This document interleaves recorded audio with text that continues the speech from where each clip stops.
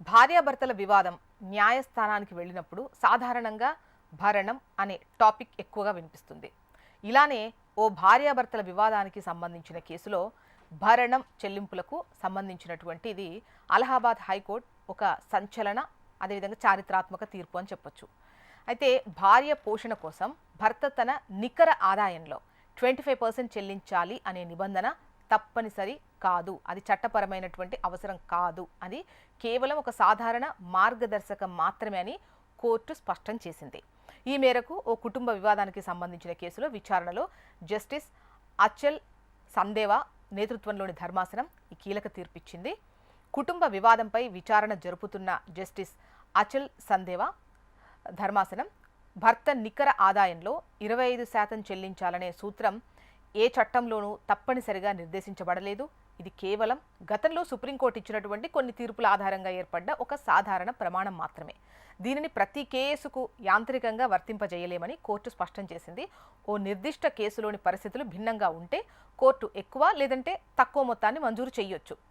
న్యాయం లక్ష్యం ఒక నిర్ణీత శాతాన్ని విధించడం కాదు, ఇరు పక్షాల మధ్య సమతుల్యతను సాధించడం అని చెప్పింది. అందువల్ల ప్రతి కేసును స్వతంత్రంగా అంచనా వేయడం అవసరం అని స్పష్టం చేస్తోంది.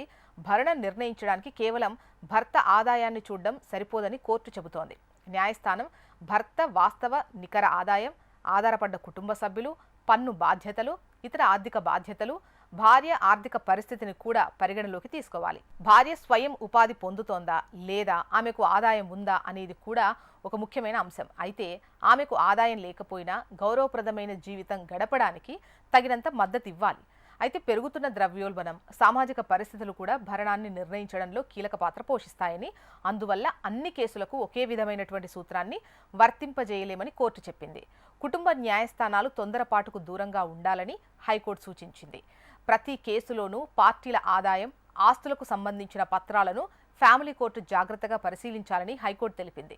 భర్త తన ఆదాయం, అప్పులను పూర్తిగా వెల్లడించడంలో విఫలమైతే అవసరమైన పరిస్థితుల్లో కోర్టు అతనికి వ్యతిరేకంగా ఓ నిర్ధారణకు వచ్చే అవకాశం ఉంటుంది. కేవలం అంచనాలు లేదా నిర్ణీత శాతాల ఆధారంగా ఉత్తర్వులు జారీ చేయడం సముచితం కాదని చెబుతోంది కోర్టు.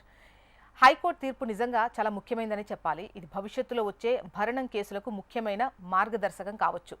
ఇకపై న్యాయస్థానాలు కేవలం ఈ పర్సంటేజ్ల లెక్కల ఆధారంగా కాకుండా కేసులోని వాస్తవాల ఆధారంగా తమ న్యాయపరమైన విచక్షణ అధికారాన్ని కూడా ఉపయోగించి భరణాన్ని నిర్ణయిస్తాయి. జీవిత భాగస్వామి ఆర్థిక పరిస్థితి సాధారణం కంటే భిన్నంగా ఉన్న కేసుల్లో కూడా అలహాబాద్ హైకోర్టు తీసుకున్న ఈ నిర్ణయం ఉపయోగకరంగా ఉంటుంది. ఈ నిర్ణయం 25% నియమం అని పిలువబడే దాని చుట్టూ ఉన్నటువంటి అనవసరమైన వివాదాలను, అపార్థాలను కూడా తొలగిస్తుందని ఆశించవచ్చు.